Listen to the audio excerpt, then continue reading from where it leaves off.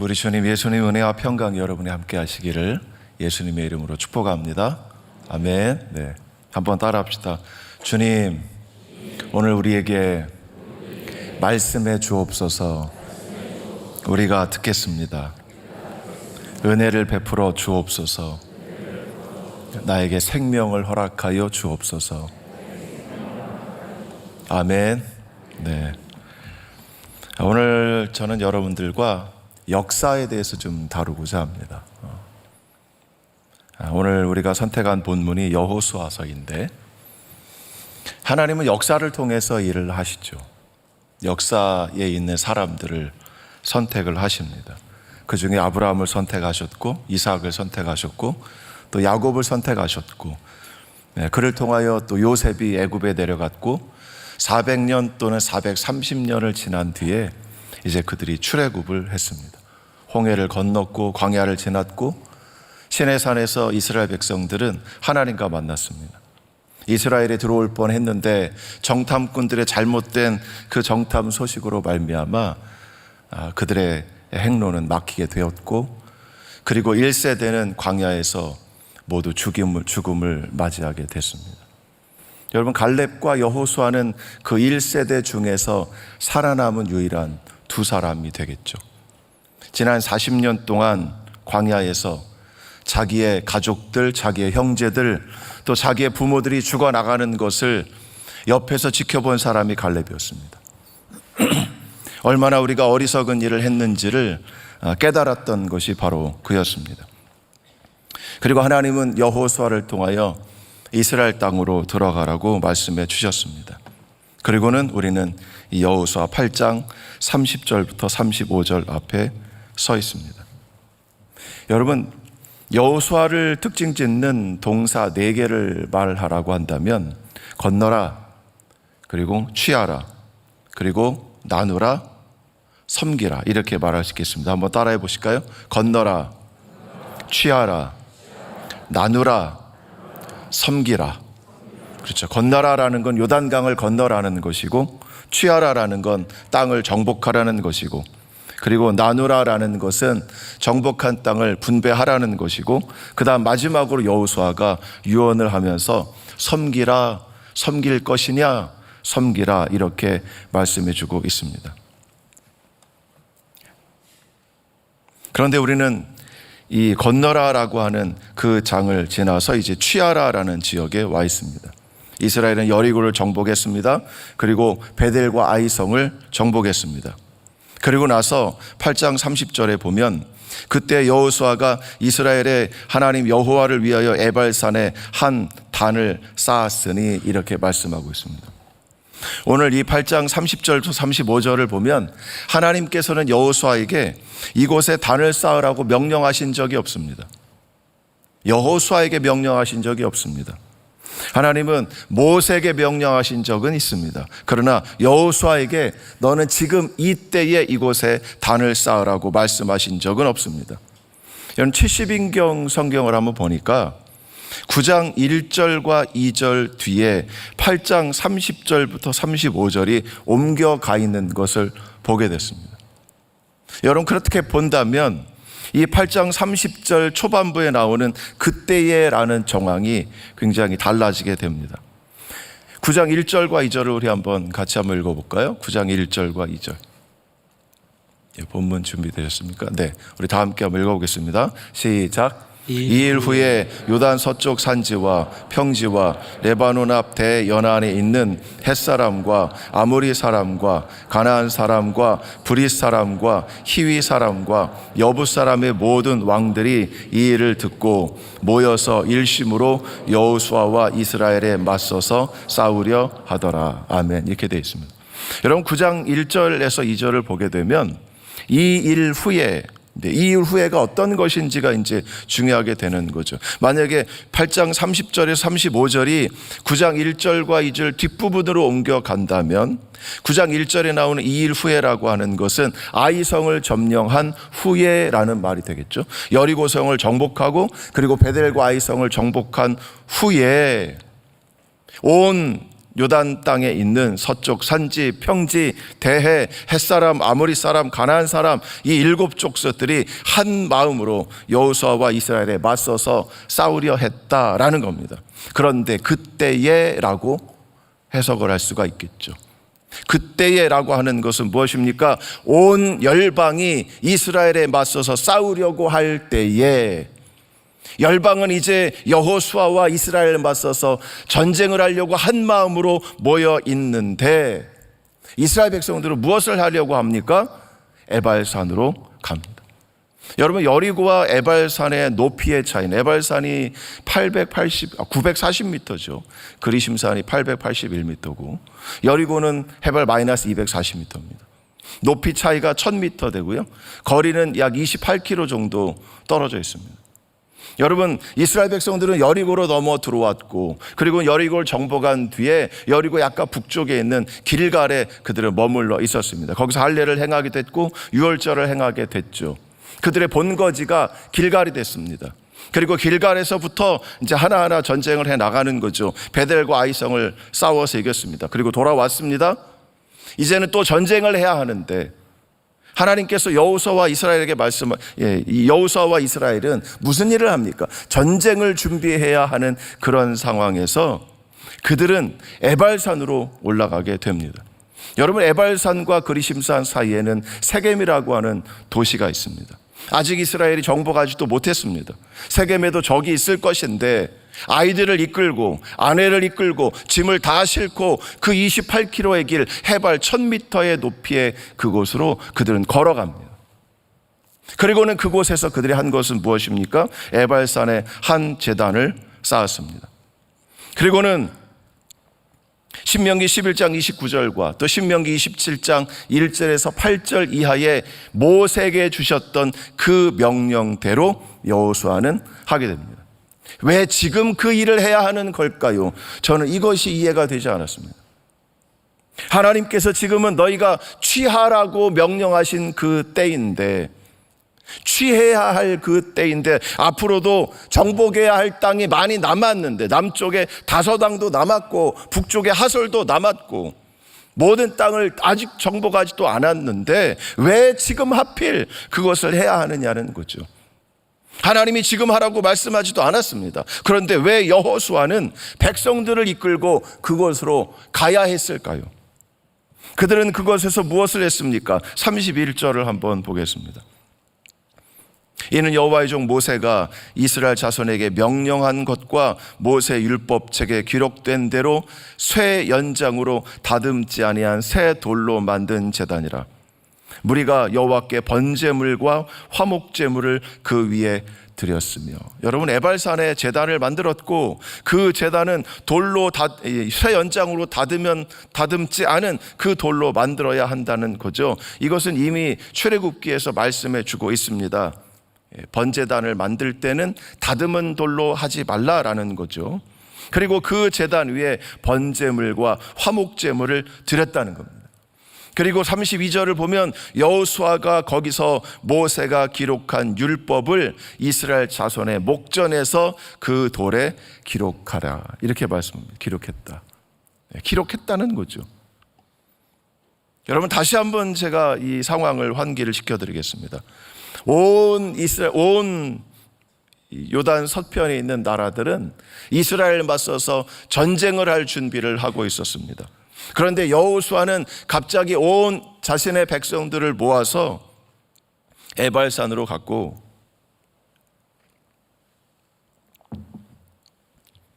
그리고 그곳에서 번제단을 쌓았습니다. 그리고는 그 번제단 위에 하나님 말씀을 하나하나 기록하기 시작했습니다. 그리고 번제물과 화목제물을 드렸습니다. 33절을 보면 이제는 모든 본토인들, 관리인들, 장로들, 재판장들, 이방인들까지 이제 그 앞에 서게 합니다. 그리고 절반은 남쪽에 있는 그리심산 앞에 서게 하고 절반은 북쪽에 있는 에발산 앞에 서게 합니다. 그리고 거기서 축복과 저주를 선포합니다. 그 후에 여호수아가 율법책에 기록된 모든 것대로 축복과 저주하는 율법의 모든 말씀을 낭독하였으니, 모세가 명령한 것 중에 어떤 하나도 낭독하지 아니한 말이 없더라. 이렇게 말씀해 주고 있습니다. 여러분, 왜 모세는, 왜 여호수아는 이곳에서 이 일을 하는 걸까요? 왜 이 시점에? 제가 몇 가지 이유를 한번 찾아봤습니다. 첫 번째는 아마도 아브라함에게 주신 언약이 이제 성취됐다는 것을 선포하고 싶었을 겁니다. 아브라함에게 창세기 13장 이하에서 주셨던 것처럼 보이는 땅을 내가 너와 네 자손에게 주리니 영원히 이룰 것이라, 그것이 성취됐다는 것을 아마 샴페인을 먼저 터뜨리는 그런 마음으로 그가 이곳에 서서 그렇게 했을 거라는 생각도 할 수 있습니다. 두 번째는 여호수아는 이미 모세를 통해서 주신 명령을 성취하기 위해서 아까 말씀드린 신명기 11장 29절 우리 한번 보여주실래요? 다 함께 읽겠습니다. 시작. 내 하나님 여호와께서 내가 가서 차지할 땅으로 너를 인도하여 들이실 때에 너는 그리심산에서 축복을 선포하고 에발산에서 저주를 선포하라. 이렇게 봤습니다. 이것을 이루려는 거죠. 그런데 여러분 29절을 자세히 한번 보십시오. 언제 이 일을 하라고 했습니까? 내가 가서 차지할 땅으로 너를 인도하여 들이실 때에. 그렇죠. 언제라고 하는 구체적인 시간은 없습니다. 가나안 땅에 들어가면 이라는 거죠. 그러나 지금 이 전쟁 상황 중이잖아요. 위태로운 상황 중이지 않습니까? 왜 이런 때 이 일을 해야 되느냐는 거죠. 그것에 대한 설명은 아직도 주어지지 않습니다. 또 한 절 한 절 더 볼까요? 신명기 27장 2절과 3절 우리 한번 보겠습니다. 함께 읽겠습니다. 시작. 너희가 요단을 건너 내 하나님 여호와께서 내게 주시는 땅에 들어가는 날에 큰 돌을 세우고 석회를 바르라.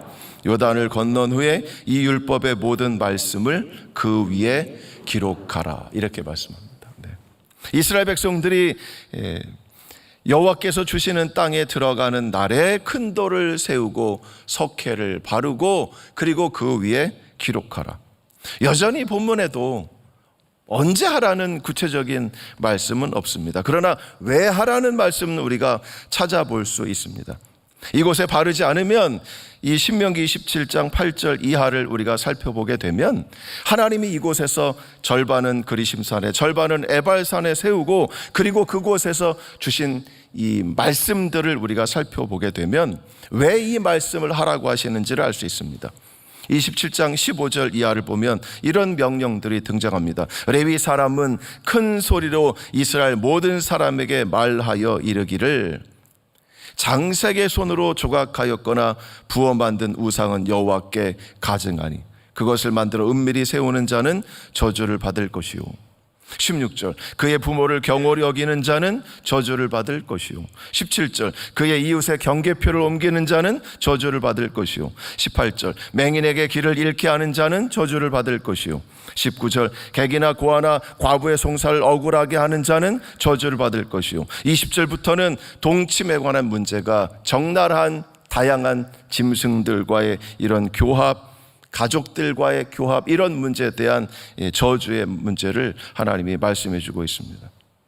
오늘 이렇게 말씀해 주신 이유는 우리가 이해할 수 있습니다. 그것은 이스라엘 백성들이 가나안 땅에 들어가면 이렇게 살지 말라는 겁니다. 가나안 땅의 방식대로 살아가지 말라는 거죠. 너희는 하나님의 백성이기 때문에 하나님의 뜻대로 살아가라고 말씀해 주시고 있습니다. 하나님 말씀이 신앙의 절대 기준이 되어야 한다는 것이죠. 가나안 땅의 방식대로 살지 말라는 것을 말씀해 주고 있습니다. 그래서 이 율법에는 축복도 있고 저주도 포함되어 있습니다. 여러분, 축복이라고 하는 것은 하라는 장려의 말씀일 것이고 저주라는 것은 하지 말라는 거죠. 그렇게 하면 하나님의 백성의 삶이 아니라는 겁니다.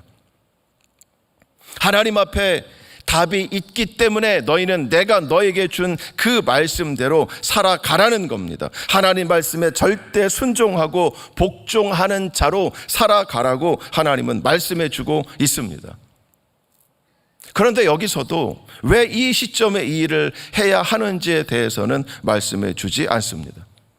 그래서 우리는 9장 1절과 2절 그리고 8장 30절부터 35절까지를 비교해 봤을 때에 왜 이 말씀이 지금 이 시점에 놓여야만 하게 되느냐? 그것은 저는 이렇게 생각을 하게 됐습니다. 이제 여리고성을 정복하고 그리고 베델과 아이성을 정복한 뒤에 그들이 다시 한번 숨고르기 해야 될 때가 됐다는 겁니다. 여리고성 정복 여러분 어떻게 했습니까? 너무나 쉽게 정복했죠. 베델과 아이성 어떻게 정복했습니까? 실패했습니다. 그리고는 다시 전쟁에서 승리했습니다. 아, 이것이 승리라는 거구나. 이렇게 하면 전쟁의 승리라는 거구나. 그들은 피를 보았습니다. 성을 불태우는 것을 경험했습니다. 아, 이렇게 하면 승리할 수 있구나라는 것을 그들은 알게 되었다는 거죠. 아, 이제 이것이 전쟁이구나. 우리가 가나안 땅에 들어왔으니 이 모든 열방을 정복하고 빼앗아야 되겠다라고 하는 그 전쟁으로 그들의 마음이 불탔을 겁니다. 그때에 여호수아는 이스라엘 백성들에게 스톱이라고 외치는 겁니다. 잠깐만 멈춰봐라 이겁니다. 지금은 더 전쟁할 때가 아니라 지금은 하나님 말씀 앞에 우리가 서야 할 때다라는 겁니다. 여러분 믿으십니까? 믿으십니까? 하나님 앞에 우리는 서야 한다는 거죠. 하나님 앞에서 하나님께서 우리에게 이 가나안 땅을 왜 주셨는지, 내가 왜 이 가나안 땅에 와서 살아야 하는지, 나의 삶의 의미를 다시 한번 일깨우시기 위해서 하나님 말씀 앞에 서야 한다는 것입니다. 하나님은 왜 우리를 부르셨습니까? 하나님은 왜 이스라엘을 이 가나안 땅에 부르셨습니까? 여러분, 이 전쟁 중에 제단을 건립한다는 것은 좀 비정상적으로 보이기도 합니다. 그러나 매우 수준 높은 신앙의 모습인 것 같습니다. 그들은 적들을 두려워하지 않았습니다. 그들은 전쟁 준비하는 이 많은 적들을 두려워하지 않았습니다. 그들은 오히려 적들보다 하나님을 두려워했습니다. 그들이 진정으로 이 하나님께 받은 이 가나안 땅의 모든 땅을 정복하기 위해서는 이제는 더 이상의 행군을 멈추고 에발산에서 제단을 쌓고 말씀을 새로 듣는 신앙의 중간 점검이 필요했다라는 겁니다. 전쟁에 빠지지 말라는 겁니다. 여러분, 우리는 살아가다 보면 어떤 사람은 전쟁에만 함몰되는 사람이 있습니다. 그 전쟁만을 위해서 태어난 사람처럼 기다리는 사람들이 있습니다. 그러나 이 전쟁은 단지 과정에 불과하다는 거죠. 하나님 이스라엘 백성들에게 가나안 땅을 주신 것은 그들이 가나안 땅에 살도록 하기 위함인 것이지 전쟁을 하라고 그 땅을 주신 건 아니라는 겁니다. 우리도 이 땅에 살아가다가 늘 만나는 전쟁에서 갈 길을 잃고 삶의 목적을 잃어버릴 수 있습니다. 전쟁에 함몰될 수 있습니다. 그때에 우리는 다시 말씀 앞에 서야 한다는 것입니다. 말씀으로 재충전하는 기회를 가져야 한다는 것입니다. 여러분, 이스라엘 백성들의 눈은 어디에 놓여 있습니까? 온통 이 땅에만 놓여 있죠. 적들에게만 놓여 있습니다. 그러나 하나님의 관심은 적들이 아니라 이스라엘 백성에게 놓여 있는 줄 믿습니다. 하나님의 관심은 여러분에게 놓여 있습니다. 여러분, 7월부터 8월까지 이제 이 땅에 해외로 선교를 나가신다고 들었습니다. 여러분, 우리는 그 선교에 나가는 그 대상들을 생각을 하겠죠. 어떻게 할 것이고 어떻게 할 것이고 그들을 우리가 어떻게 정복할 것이고 어떻게 복음을 전할 것이고 우리의 온통 모든 생각은 다 그곳에만 함몰되어 있을 것입니다. 그러나 하나님의 관심은 여러분에게 있는 줄 믿습니다. 바로 우리에게 있는 줄 믿습니다. 우리 한번 따라합시다. 하나님은 나를 위한 역사를 계획하시는 줄 믿습니다. 하나님은 나를 위한 역사를 계획하신다는 겁니다. 여러분, 우리는 지금 역사서라고 하는 여호수아에 들어와 있습니다. 역사서. 어떻게 보면 우리는 팩트라고 하는 한 가지 일어난 사실이 그대로 기록된 것이라고 생각할 수 있습니다.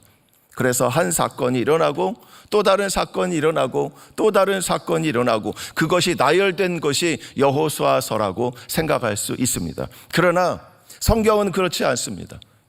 단순하게 사실 하나하나를 나열하는 것이 성경의 목적이 아니라 하나님께서 이 이스라엘 백성들에게 원하시는 그 뜻을 기록하는 것이 바로 성경이라는 거죠. 역사서라는 겁니다. 그래서 이 역사서 안에는 신학이 들어있고 역사서 안에는 하나님의 뜻이 들어있다는 겁니다. 이스라엘 백성들에게 주신 그 뜻이 이 본문에 들어있다는 겁니다. 여러분, 갑자기 전쟁을 멈추고 하나님 말씀을 세우라고 하신 것, 이것에서 하나님의 놀라운 역사가 있다는 것입니다. 우리 과거로 조금 더 돌아가 봅시다. 하나님은 이스라엘 백성들을 잘 세우기를 원하시는 거죠. 우리는 이 여호수아서 3장 그리고 또 4장과 5장을 조금 더 제가 살펴보기를 원하는데, 이스라엘 백성들이 요단강을 건너는 것에서부터 그리고 여리고성을 정복하기 바로 직전까지의 사건들을 잠깐 살펴보려고 합니다.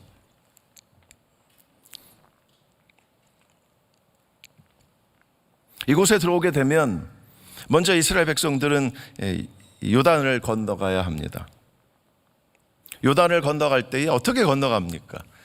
여리고 앞에 서서 요단강을 이렇게 살펴보게 되면 이때는 여러분 6월절을 행할 때이기 때문에 4월달이 되겠죠. 4월달이 되면 이스라엘은 건기와 우기가 있는데, 건기는 이제 4월이 지난 6월절이 지나서부터 한 10월까지가 건기가 되고, 그리고 10월부터 그 다음에 4월까지가 우기가 됩니다.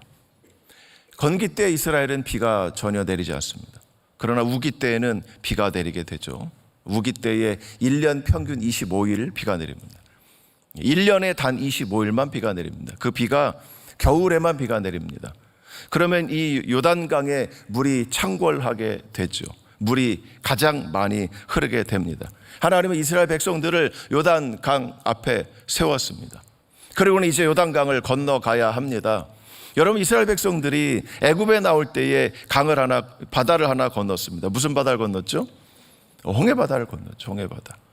그리고 이제 1세대가 홍해바다를 건넜고, 그리고 광야에서 1세대는 다 죽고 2세대가 이제 건너와서 요단강을 건너가야 합니다. 하나님의 나라로 들어가기 위해서 1세대는 홍해바다를 건넜고 2세대는 요단강을 건너야 합니다. 홍해바다를 어떻게 건넜습니까? 홍해바다 앞에 서서 모세가 손을 들고 밤새도록 동풍이 불어서 홍해바다를 마르게 하셨고, 이스라엘 백성들은 기다리고 있다가 그 마른 땅을 건너갔습니다. 그러나 2세대에는 경우가 달라집니다. 여러분, 2세대가 어떻게 요단강을 건넌가를 우리 한번 살펴보겠습니다. 여호수아 3장 14절 15절 우리 한번 같이 볼까요? 네, 16절까지 보겠습니다. 다 함께 읽겠습니다. 시작. 백성이 요단을 건너려고 자기들의 장막을 떠날 때에 제사장들은 언약궤를 메고 백성 앞에서 나아가니라. 요단이 곡식 거두는 시기에 항상 언덕에 넘치더라.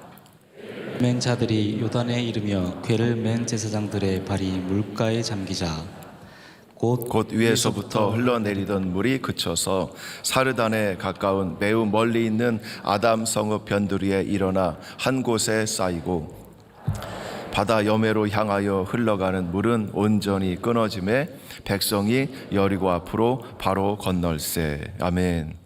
여러분, 여기 보시면 어떻게 건넜습니까? 백성이 요단을 건너려고 자기들의 장막을 떠났습니다. 제사장들은 언약궤를 메고 백성 앞에 나갔습니다. 15절에 요단이 곡식 거두는 시기에 항상 언덕에 넘쳤습니다. 물이 많았다는 얘기죠. 그리고 궤를 맨 자들이 요단에 이르며 궤를 맨 제사장들의 발이 물가에 잠기자. 곧 위에서부터 흘러내리던 물이 그쳐서 사르단에 가까운 매우 멀리 있는 아답 성읍 변두리에 흘러가 쌓였다라고 말씀합니다. 여러분, 누가 먼저 물에 발을 담궜습니까? 제사장들이 발에 담궜습니다. 홍해를 건널 때는 이스라엘 백성들은 가만히 서 있었습니다. 모세가 팔을 들었고 물이 갈라졌습니다. 거기를 건넜습니다. 이것은 1세대의 문제죠. 그러나 2세대에서는 하나님은 그냥 요단강을 건너가라는 것이 아닙니다. 우리는 이것이 단순히 역사적인 사실을 기록한 것이라고 생각하지만 여기에는 하나님이 우리에게 말씀하고자 하는 그 뜻이 있다는 거죠. 신학이 들어있다는 겁니다. 이제 2세대는 그렇게 건널 수는 없다는 겁니다. 먼저 너희가 발을 담그라는 겁니다. 담그지 않으면 그 강은 멈추어 서지 않을 것입니다. 아직도 그곳에 서 있는 사람들이 있어요. 제가 이스라엘에서 오래 살았잖아요. 아직도 거기 서 있는 사람들이 있습니다. 이럴 때는 한번 웃어주시면. 네. 여러분, 요단강이 물에 넘친다고 했죠. 여러분, 그 당시면 겨울이 끝난 그 시점이기 때문에 물이 가장 많을 때고 또 물이 가장 차가울 때입니다. 그 차가운 발에 먼저 발을 담그라는 겁니다. 담그지 않으면 물이 멈춰지지 않습니다. 여러분, 먼저 강물에 들어간다는 것이 쉽지 않죠. 네 발을 먼저 담그라. 우리는 살아가면서 하나님이 우리에게 은혜를 주시고 길이 열리면 제가 들어가겠습니다, 이렇게 기도할 겁니다. 그러나 이 세대에게는 다른 방식으로 그들을 훈련하고 있다는 겁니다. 이제는 그 앞에 서 있어도 물이 갈라지지 않습니다. 어떻게 할 겁니까? 발을 담글 수 있는 저와 여러분 되시기를 예수님의 이름으로 축복합니다. 여러분, 발을 담궈야 한다는 거예요. 우리 한번 따라해 볼까요? 아이 차가워. 아이 차가워. 아이 차가워 해야 되는 거예요. 물이 굉장히 찹니다. 그런데 놀랍게도 법궤를 맨 제사장들의 발이, 여러분, 또 놀라운 것 이겁니다. 지금 우리는 가나안 땅으로 진군에 들어가는 겁니다. 전쟁을 해서 들어갑니다. 그런데 이상하게도 거기 앞장서는 사람은 장군이 아니라, 군사들이 아니라 바로 법궤를 맨 제사장들이라는 겁니다. 여러분, 제가 다시 한번 말씀드리면 여호수아서는 역사서입니다. 우리는 역사서를 바라보면서 하나하나의 역사가 기록되어 있을 것이라고 생각합니다. 그러나 그 역사는 단순한 역사가 아니었습니다. 그 역사에는 하나님의 뜻이 담겨 있고 하나님의 방식이 담겨 있고 하나님께 이스라엘을 어떻게 교육시키는지 그 방법이, 그 뜻이 이 속에 담겨 있다는 거죠. 그러므로 이스라엘 백성들은 요단강을 건너면서부터 이제 철저하게 하나님의 관리를 받고 있다는 겁니다. 어떻게 관리받습니까? 순종하라는 거죠. 순종하지 않으면 요단강은 열리지 않습니다. 고난이 앞에 보이고 어려움이 앞에 보여도 먼저 발을 담그라는 겁니다. 그때에야 가나안 땅에 들어갈 수 있다는 겁니다. 여러분, 가나안 땅 들어가는 것도 쉽지 않았습니다. 그러나 제사장들의 발이 그곳을 물에 담갔을 때에 위에서부터 흘러내리던 물이 한 곳에 쌓이며, 여러분, 역사적으로 이런 경우가 있다는 것이 기록으로 남아 있습니다. 왜냐하면 겨울이죠. 물이 많이 내리죠. 비가 많이 내린 것이 흘러내려오다가 갑자기 이 토사를 쓸고 내려오면 강둑이 막히는 일이 종종 있습니다. 이것은 실제적으로 가능한 일입니다. 그런데 왜 하필 이때 됐냐는 거죠. 그렇죠? 여러분, 왜 하필 에스더가 이뻤습니까? 왜 하필 에스더가 이뻤어요? 그죠? 에스더가 안 이뻤으면 어떻겠습니까? 아수에로 왕이 봤는데 안 이뻤어.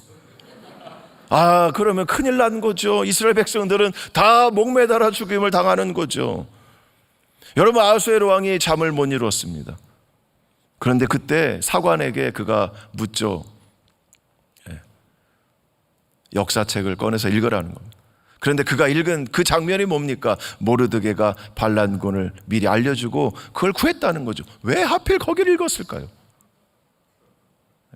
하나님의 역사는 이런 우연을 가장한 필연 속에서 하나하나가 진행이 된다는 거죠. 여러분, 요단강을 건너는 것도 마찬가지입니다. 발을 담글 때에 하나님은 기다리셨던 듯이, 마치 우리가 그 발을 담글 때를 기다렸던 것처럼 이때다 하고는 물을 멈춰주시는 겁니다. 여러분, 그것이 어떻게 이루어집니까? 순종할 때에, 믿음으로 발을 담글 때에 이루어지는 줄 믿습니다. 여러분이 선교 트립에 갈까 말까 망설이는 분들 계십니까? 그렇다면 발을 담그십시오. 하나님이 나에게 준 이 사명을 내가 해야 되냐 말아야 되냐라고 망설일 때에 여러분, 먼저 발을 담그십시오. 그리고는 하나님의 역사를 기다리십시오. 여러분의 순종이 하나님을 움직이게 하는 줄 믿습니다. 아니죠, 그 반대죠. 우리가 하나님의 뜻대로 순종하는 거죠. 그럼 하나님은 기다렸다는 듯이 우리에게 은혜를 주시는 겁니다. 이를 믿으십니까? 아멘. 네. 저희 교회보다 아멘 소리가 작아요. 그래서 제가 약간 당황했습니다. 네. 저희 교회는 여러분보다 숫자가 좀 작긴 한데 아멘 소리가 훨씬 좋거든요. 여러분 아멘하여 하나님께 영광 돌릴 수 있는 우리 삼일교회 성도님들 되시기를 예수님의 이름으로 축복합니다. 좋습니다. 이래야 설교할 맛이 나는 거예요. 아멘. 순종합시다. 발을 먼저 담굽시다.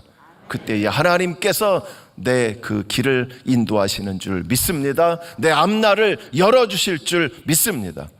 자, 그리고 나서 5장으로 오게 되면 재미난 사건이 또 일어나게 됩니다. 5장에 오면 요단강을 건넜습니다. 이제 여리고성을 정복을 해야 합니다. 여리고성은 굳게 닫혀 있다고 6장에서 말씀하고 있는데, 그러나 적들 앞에 있는 상황입니다. 5장에서 이스라엘 백성들이 무엇을 했는지 아십니까? 할례를 행합니다. 여러분, 다시 한번 말씀드리지만 우리는 전쟁을 하고 있습니다. 할례를 하면 최소 3일, 최대 5일을 아파요. 전쟁 중에 아프면 됩니까? 안 됩니까? 안 되죠.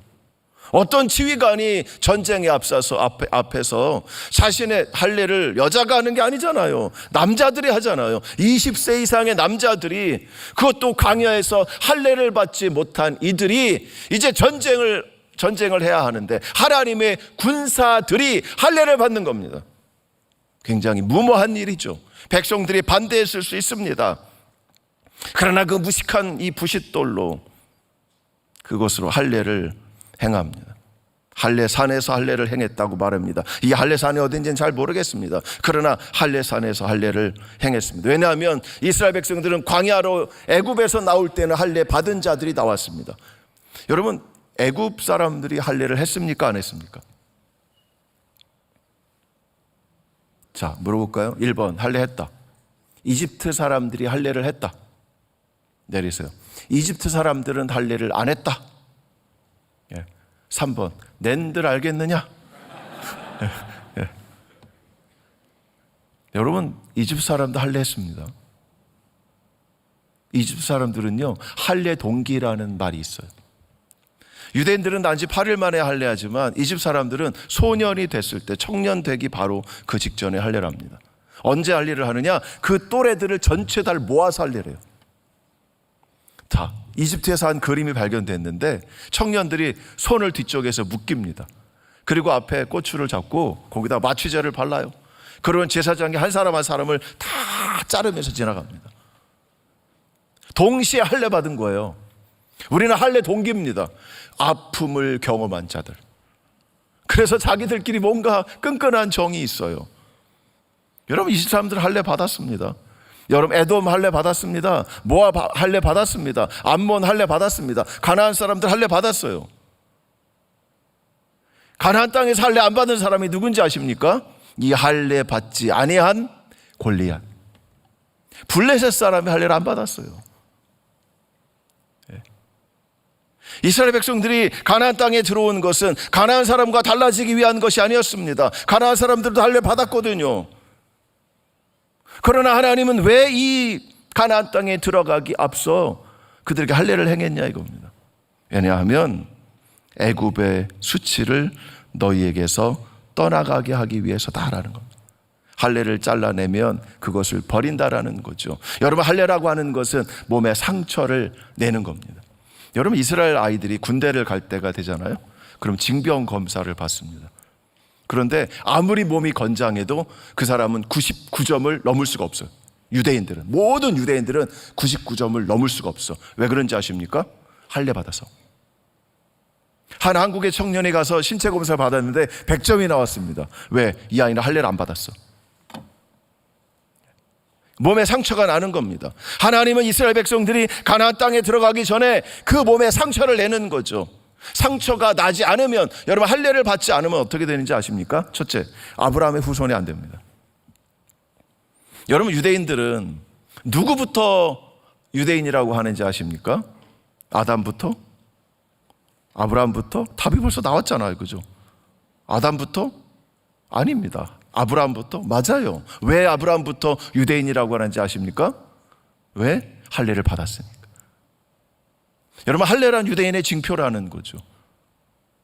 만일 유대인들이 여기서 할례를 받지 아니하고 가나안 땅에 들어갔다면 그들은 무할례자가 되는 거죠.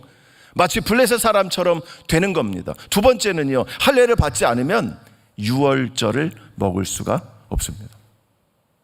여러분, 할례의 사건 바로 뒤에 뭐가 등장하는지 아십니까? 5장 10절을 한번 보여주십시오. 5장 10절. 이스라엘 자손들이 길갈에 진쳤고 그달 14일 저녁에는 여리고 평지에서 유월절을 지켰으며 유월절 이튿날에 그 땅의 소산물을 먹되 그날에 유교병과 볶은 곡식을 먹었더라. 또 그 땅의 소산물을 먹은 다음 날에 만나가 그쳤으니 이스라엘 사람들이 다시는 만나를 얻지 못하였고 그 해에 가나안 땅의 소출을 먹었더라. 이렇게 말씀합니다. 여러분, 이스라엘 백성들이 할례를 받은 다음에 그들이 행한 것은 뭐냐면 유월절을 먹었습니다. 여러분, 유월절을 유대인이 먹으려면 할례를 받아야 해요. 내가 산 종도 내 집에서 유월절을 먹으려면 할례를 받아야 합니다. 할례를 받지 않으면 유월절을 먹을 수가 없어요. 그런데 유월절을 먹지 않으면 어떻게 되는지 아십니까? 유대인이 유월절 먹지 않으면, 한번 따라합시다. 이스라엘 민족 가운데서 끊어진다. 여러분, 끊어진다라는 말이 우리는 영적으로 저주를 받는다, 유대인의 행세를 하지 못한다, 이렇게 생각할 수 있습니다. 현세에 복을 받지 못한다. 그러나 이 이스라엘 민족에게서 끊어진다라고 할 때 이 민족이라는 말은 종교 공동체를 말합니다. 종교 공동체라고 하는 건 뭡니까? 유대교 안에 들어있는 공동체라는 거죠. 유대교인이 안 된다는 겁니다. 유월절을 먹지 않으면 유대교인이 될 수 없다는 것이고, 그렇다면 성전 안으로 들어올 수 없다는 것이고, 그렇다면 유대인들에게는 심각한 문제가 발생합니다. 왜? 내가 죄를 졌다고 생각해 보십시다. 죄를 해결해야 되죠. 어디로 가야 합니까? 성전에 가야 하죠. 양을 들고 염소를 들고 송아지를 들고 성전에 가야 합니다. 그런데 성전에서 안 받아주는 거죠. 너는 끊어졌다는 겁니다. 그럼 이 사람은 어떻게 살아갑니까? 평생 죄인으로 살아가는 거예요. 여러분, 유대인들은 할례를 안 받아도 그렇고 안식일을 지키지 않아도 그렇고 유월절과 같은 절기를 지키지 않아도 그렇고 음식 규례를 지키지 않아도 그들은 이스라엘 민족에게서 끊어진다고 하는 굉장히 무시무시한 저주에 직면하게 됩니다. 그래서 오늘 본문을 보면 기가 막히게 5장 2절에서부터 할례를 행하게 되고, 그리고 그 다음에 이들이 행한 것은 바로 유월절을 먹는다는 거죠. 여러분, 이스라엘 백성들이 언제 들어왔는지 한번 날짜를 한번 계산해 볼까요? 4장 19절 한번 열어주십시오. 4장 19절에 보면 첫째 달 10일에, 그렇죠, 첫째 달 10일에 백성이 요단에서 올라와 여리고 동쪽 경계 길갈에 진을 쳤다, 이렇게 말합니다. 이때는 41년, 그렇죠? 이스라엘 백성들이 광야로 나온 지 41년 1월 10일에, 여러분, 유대인들에게 1월 10일 첫째 달 열흘은 뭐 하는 날인지 아십니까? 유월절 양을 준비시키는 날입니다. 10일부터 14일 저녁까지 유월절 양을 준비시키고, 그리고는 14일 저녁이 되면 유월절 어린 양을 잡는 거예요. 그런데 이스라엘 백성들이 그 10일 날 요단강을 건넜습니다. 왜? 10일부터는 양을 준비해야 되니까. 그럼 그들이 가나안 땅에 있어야 하니까. 여러분, 이건 단순한 역사가 아닙니다. 굉장히 의도된 역사이고 하나하나가 퍼즐이 맞춰 들어가는 그런 역사라는 거예요. 여러분, 하나님의 역사가 이렇다는 겁니다. 그리고 보십시오. 5장 10절에 다시 한번 볼까요? 그들이 길갈에 진을 쳤습니다. 그달 14일 저녁에 여리고 평지에서 유월절을 지켰습니다. 그렇죠? 14일 저녁이 유월절입니다. 자, 11절 보십시다. 유월절 이튿날에 14일에서 다음 날이니까 15일이죠. 15일이 무슨 절기입니까? 무교절입니다. 무교절에 뭘 먹습니까? 무교병을 먹죠. 여러분, 11절 보십시오. 그 땅에 소산물을 먹되 그날에 뭘 먹었어요? 무교병을 먹었습니다. 바로 무교절을 지킨 겁니다. 여러분, 무교절 다음 날이 무슨 날입니까? 초실절입니다. 초실절은 농사를 짓고 처음 거둔 그것의 단 한 단을 하나님 앞에 드리는 것이 바로 초실절이에요. 여러분 다시 우리 11절과 12절을 정확하게 다시 한번 읽어봅시다. 시작. 유월절 이튿날에 그 땅의 소산물을 먹되 그날의 무교병과 볶은 곡식을 먹었더라. 또 그 땅의 소산물을 먹은 다음 날에 만나가 그쳤으니 이스라엘 사람들이 다시는 만나를 얻지 못하였고 그 해에 가나안 땅의 소출을 먹었더라. 아멘. 자, 11절 보십시오. 유월절 이튿날 15일 날 곧 무교절, 그날은 안식일입니다. 그때 그 땅의 소산물을 먹었습니다. 여러분 여기에 소산물이라고 하는 단어가 굉장히 특이한 단어입니다. 히브리어로 아부르라고 해요. 아부르. 한번 해보실까요? 아부르. 아부르라는 말은 누군가를 위하여라는 뜻을 갖고 있는데 여기서만큼 소산물이라고 해석됐습니다. 이 아부르라고 하는 단어가 소산물이라고 쓰인 것이 성경 전체에 2번밖에 없는데 바로 이 11절과 12절에서만 그렇게 쓰였습니다. 굉장히 특이한 단어예요. 여러분 이 정황을 생각해 보십시오. 이스라엘 백성들은 유월절이 됐습니다. 이제 그들은 다 곡식을 추수했습니다. 여리고 성은 문을 닫았습니다. 누가 이들에게 먹을 것을 주었을까요? 땅에 소산물이 없는데 어디서 소산물을 거뒀을까요? 그래서 11절 12절은 그 단어를 구분합니다. 소산물과 가나안 땅의 소출이라는 단어와 구분해서 사용하고 있어요. 소출은 그 땅의 사람들이 거두는 것이고 이 아부르라고 하는 것을 이스라엘 백성들은 먹었다는 겁니다. 언제부터? 유교병 그렇죠. 이튿날이니까 15일부터 소산물을 먹었다는 거죠. 그리고 16일부터는 이제 만나가 그쳤습니다. 여러분 기가 막힌 이 절기가 그대로 맞아 들어가는 거예요. 할례로 그들은 하나님과의 언약을 맺은 언약 백성이 되었습니다. 유월절을 먹을 수 있는 사람이 되었습니다. 그리고 유월절을 지켰습니다. 그리고 그 다음 날 초실절이 돼서 새 곡식을 먹는 그때에 하나님은 가나안 사람들의 곡식이 아니라 하나님의 아부르를 주셨다는 거죠. 하나님이 주시는 특별한 음식이 바로 이 아부르라는 겁니다. 그것으로 이스라엘 백성들을 먹이고 그때부터 만나가 그치게 됐다는 것입니다. 이제는 광야 생활이 끝났습니다. 이제는 새로운 시대로 들어가는 때가 되었다는 겁니다. 여러분 이것이 역사서라는 거예요. 하나님은 우리의 역사를 계획하시는 줄 믿습니다. 하나님은 우리를 이 역사서를 이 여호수아에서의 이스라엘 백성들을 하나하나 준비시킨 것처럼 우리의 삶을 그렇게 준비시키시는 줄 믿습니다. 여러분 마지막으로 그 다음을 한번 봐보십시오. 5장 13절부터 14절 우리 다 함께 읽어보겠습니다. 시작. 여호수아가 여리고에 가까이 이르렀을 때에 눈을 들어 본즉 한 사람이 칼을 빼어 손에 들고 마주 서 있는지라. 여호수아가 나아가서 그에게 묻되 너는 우리를 위하느냐 우리의 적들을 위하느냐 하니 그가 이르되 아니라 나는 여호와의 군대 대장으로 지금 왔느니라 하는지라. 여호수아가 얼굴을 땅에 대고 엎드려 절하고 그에게 이르되 내 주여 종에게 무슨 말씀을 하려 하시나이까. 아멘. 여러분 이상한 장면이 또 하나 일어나게 됩니다. 할례를 받았죠. 요단강을 건넜죠. 할례를 받았죠. 유월절을 먹었죠. 무교절을 지냈죠. 그 다음 초실절 때에 아부르라는 것을 먹었죠. 그리고는 하나님의 군대 장관이 바로 이 시점에 여호수아를 만나게 됩니다. 여러분 여호수아가 그 군대 장관을 만났을 때 이렇게 물었습니다. 너는 우리를 위하느냐 우리의 적을 위하느냐. 여러분 이것이 이제 둘 중에 하나를 고르라는 질문이죠. 1번입니까 2번입니까? 그랬더니 그 군대 장관의 대답이 무엇입니까? 아니라 이렇게 대답합니다. 약간 좀 생뚱맞지 않습니까? 나는 너를 위하는 사람이야. 아니야 나는 여리고를 위해서 왔어 라고 둘 중에 내 편인지 적의 편인지를 물었는데 이 여호와의 군대 장관은 아니라는 겁니다. 누구 편이라는 겁니까? 또 한번 물어볼까요? 1번 이스라엘 편이다. 내려보세요. 2번 여리고성의 편이다. 3번 하나님의 편이다. 4번 낸들 알겠느냐. 하나님의 편이라는 거.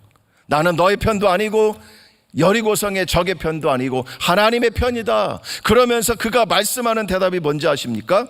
내가 여호와의 군대 장관으로 지금 왔느니라. 지금 왔느니라. 왜 이 하나님의 군대 장관은 지금 여기에 왔을까요? 할례 받기 전에 오지 아니하고 할례 받은 후에 유월절을 먹은 후에 무교절을 지낸 후에 초실절에 아부르를 먹은 후에 지금 왔다는 겁니다. 왜 지금 왔을까요? 지금이 이스라엘 백성들이 준비가 되었을 때이기 때문에 그렇다는 겁니다. 여러분, 이것이 하나님께서 이스라엘 백성들을 가나안 땅에 들어가게 하는 그 준비 과정이라는 거예요. 우리는 전쟁을 생각하고 달려옵니다. 그러나 하나님은 전쟁이 중요한 것이 아닙니다. 이스라엘 백성들이 하나님께는 중요하다는 거죠. 이들을 어떻게 준비시키느냐, 이들이 하나님의 백성으로 가나안 땅에 살아갈 수 있도록 준비시키는 그 과정이 하나님이 이 여호수아서를 통하여 우리에게 말씀해 주시는 것인 줄 믿습니다. 그러면 여러분, 선교를 가는 거 좋습니다. 그러나 이 선교의 핵심은 그 선교지에 있는 대상일 수도 있습니다. 그러나 오늘 여호수아서를 통해서 보게 되면 바로 여러분들이라는 것. 믿으십니까? 하나님은 여러분들을 사용하기를 원하십니다. 하나님은 여러분들에게 계획을 세우기를 원합니다. 하나님은 여러분들이 하나님 나라의 백성으로 더 잘 준비되기를 원하신다는 것입니다. 그래서 이 특세라고 하는 이 놀라운 시간을 우리에게 주신 겁니다. 다시 여러분 여호수아 8장 30절로 가보시면 그 전쟁을 앞선 그들, 수많은 그들이 전쟁을 기다리고 있는 그들, 이스라엘과 싸우려고 모아있는 그들 앞에 이스라엘은 전쟁 준비한 것이 아니라 말씀으로 나갔다는 것. 다시 한번 우리의 삶의 목적이 무엇인지, 하나님이 우리에게 원하시는 목적이 무엇인지, 내가 왜 이 가나안 땅에 들어가야 하는지, 그것을 이스라엘 백성들에게 말씀해 주고 있다는 것입니다. 오늘 우리가 함께 기도하기를 원합니다. 우리 함께 기도하실 때에 이렇게 기도하면 좋겠습니다. 하나님, 우리에게 이 선한 길, 좋은 길 알려주신 것 감사합니다.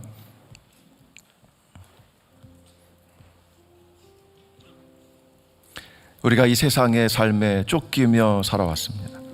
어떤 때는 능력이 벅차고 감당하기 어려울 때도 있었습니다. 그러나 그때가 바로 하나님께 나아가야 할 때라는 것을 기억하고 에발산으로, 그리심산으로 나아가는 우리들이 되게 하여 주옵소서. 예배 자리에 나아갈 수 있는 우리가 되기를 소망합니다. 주님을 만나게 하여 주옵소서. 주님 주신 말씀을 붙잡고 살아가는 하나님의 성도들 되게 하여 주옵소서. 나를 거룩한 백성이 되게 하여 주옵소서. 하나님이 사용하시기에 합당한 자들이 되게 하여 주옵소서. 우리 다 함께 주여 한번 부르짖고 우리 하나님 앞에 기도하겠습니다. 주여, 오 주님 아버지, 우리를 이곳으로 불러주신 것을 감사합니다. 하나님 특세를 허락하여 주신 것을 감사합니다. 이제 하나님이 특세를 맞이하여 우리가 하나님 앞에 기도하기를 원합니다.